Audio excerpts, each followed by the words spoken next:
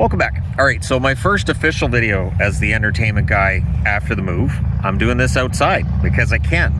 I should be able to do a bunch of videos outdoors now. I do enjoy doing the outdoor videos. Remember when the Hockey Guy channel was starting up?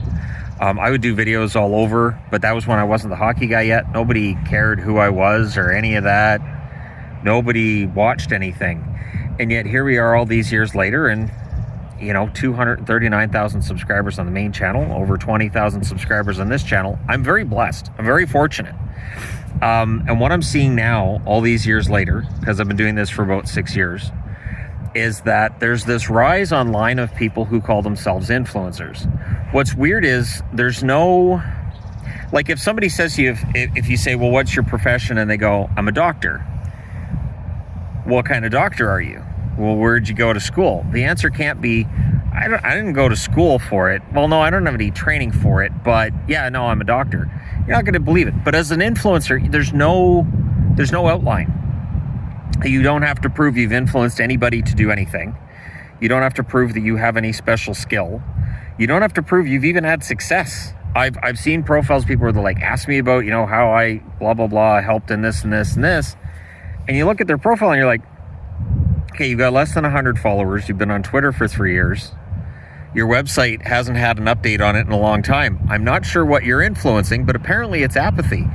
So I don't call myself an influencer. I don't consider myself an influencer. To me, the influencers are the ones that are doing the makeup tutorials. They're like, yeah, you got to buy this makeup set because it's fantastic. I do not qualify for that. It's like me being on TikTok. I've realized that the dances that people do on TikTok, A, they're usually by attractive young women, and B, they all look very much like the same dance. And I know these sweet young women, they try really hard to come up with these new dances, and they look the same. And it's funny when you go through somebody's channel and you're into like dance number 5 and you're like, that looks like the same dance. You smacked your boobs once. That was the difference between that and the last. There's no difference, but they're influencers. And I think that there's a perception that for people on social media, so for instance, for me with YouTube, is it an easy job? There are definitely times where I get, and the only descriptor I'd use for it is writer's block, where there are days where I wake up and I'm like, I have no idea what I'm going to do a video about. Now, if I go to a regular job like I had for over 20 years, which makes me very much appreciate the YouTube, but I didn't have to worry about coming up with my own content because I would just go into work and my boss would tell me, go stand over there and do that job. Got it, cool, awesome.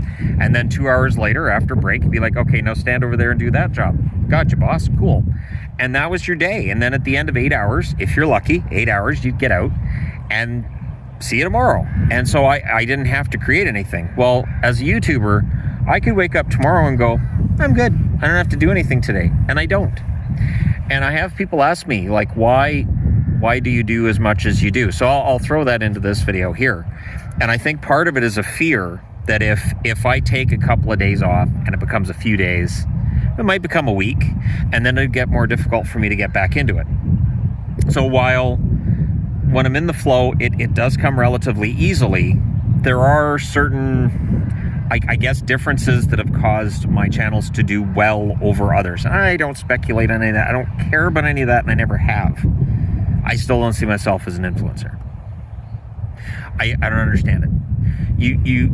I was never somebody that saw myself as influencing others when they asked me where I got something and I told them and they went and bought it. I was never one that felt like, and again, I think part of it is the get rich quick. The get rich quick, it moves around. Now it's crypto and NFTs. Get rich quick.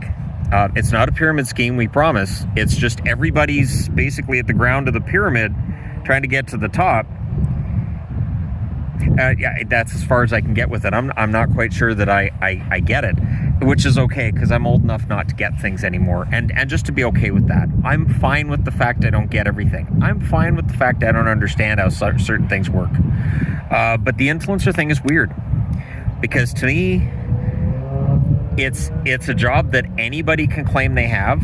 Anybody can claim to be an influencer. They don't have to prove anything. They don't have to prove squat.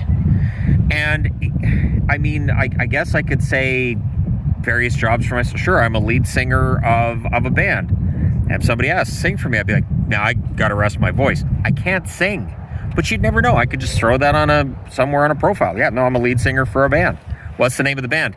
We're pretty private with that stuff. We'd rather not disclose that. Or where do you guys play?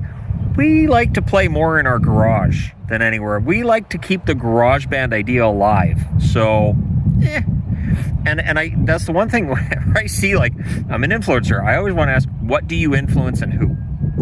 And especially when they're like, I can teach you how to be an influencer.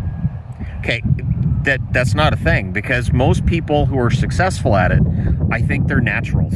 I don't think this is they've gone through any kind of training or any. I mean, you can fine tune it. It's sort of like me with videos on the main channel or on this channel. I think if you compare videos I made 6 years ago to videos I make now, I think they're better now. I certainly hope they're better now. And I think I've learned some tricks along the way. Today I've been accused of bias on the hockey channel a lot. I'm not sure why that's a constant accusation, but it's there. I think, and I really genuinely think it's because I told people at the start which teams I cheered for, and people know I'm Canadian. So there's going to be a bias read into everything, and it doesn't matter what I say, and it doesn't matter what I do. So coming back to the influencer thing, that means I really might be influencing people to go the other way. Like I've honestly, having raised kids, none of them cheer for Boston. None of them cheer for Vancouver. So I'm not an influencer to my own kids. How can I influence others?